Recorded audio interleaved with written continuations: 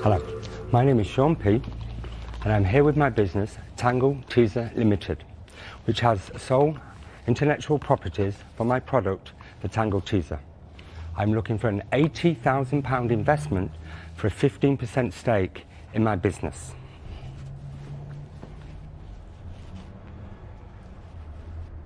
Tangled knotted hair drives hairdressers insane, women crazy, and children reduced to tears.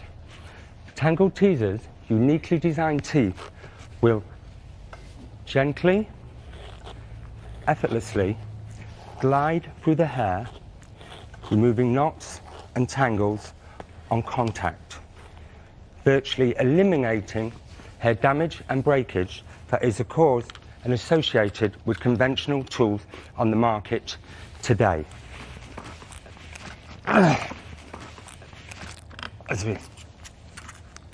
And you get them. Now, there is two markets for Tangle Teezer. One is consumer and one is the trade. I will be taking Tangle Teezer to the trade.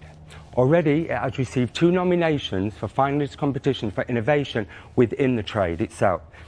And finally, not only do I stand here for investment today, I am also looking for a dragon that can help me take this product to a global consumer market. Thank you. It's a flamboyant pitch from London hair colourist Sean Pulfrey, who needs £80,000 to launch his Tangle Teezer invention, designed to make light work of knotted hair. Now, James Khan is keen to find out what makes the brush different from any other already on the market. I am James Khan. Sean, what is it that's so unique about this product? What is it that makes it untangle? Okay, the product itself is actually in the teeth. The teeth has been designed in a slight 3-tier system. So when they actually touch into the hair, rather than obviously in the conventional way, it causes friction, the teeth are designed to collapse and spring back. Sean, you're obviously a hairdresser. Hair colorist, yes. Hair colorist? Yes. What's the difference? I specifically divide just in colouring hair itself. I don't blow dry, cut or style. I just colour. You just colour? Like Deborah. Sorry, can we just go back on that? Oh, I'm sorry. What did you say?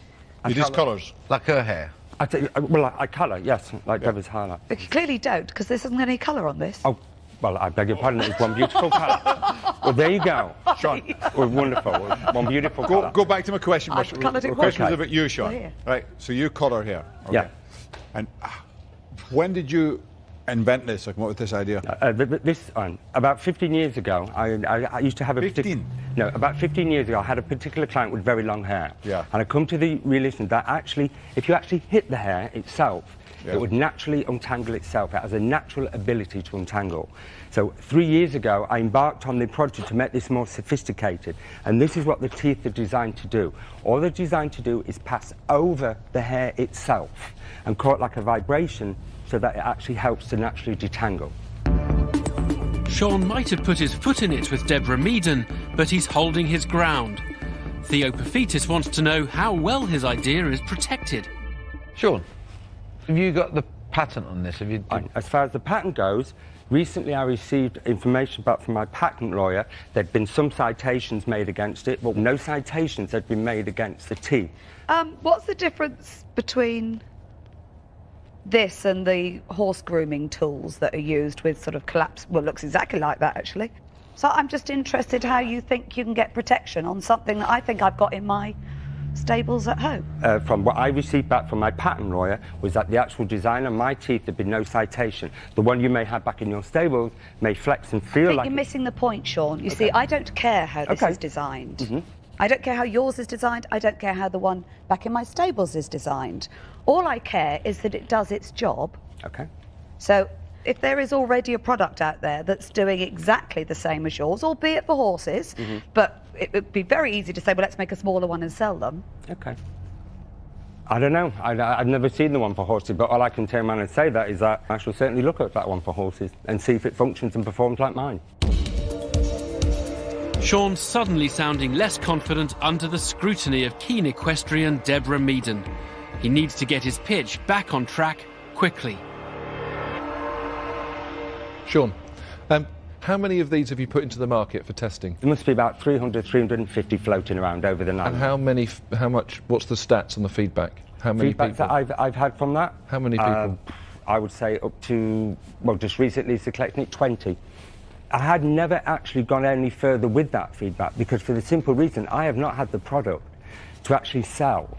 And that's why there's never been an actual... Why didn't you sell some of the 300 instead of giving them away? Because I was more interested in getting the feedback from the people themselves actually using them. But you haven't got the feedback. You just told Peter you had 20 feedback out of 300. Why didn't you give them away and say, OK, I want feedback within 2 weeks? That is the feedback that I've just recently chased up. That isn't... Sean, just listening to your answers, you know, I think, you know, working with you, you'd have me pull my hair out. It's not a business, Sean. It's not a business that would make any money. And, you know, well, I'm out. Sean's lost his first dragon. Will Peter Jones share the concerns of his rival investor? Sean, this is really frustrating because you can't give me any indication that your product is good. You've just got a brush. That's all it is.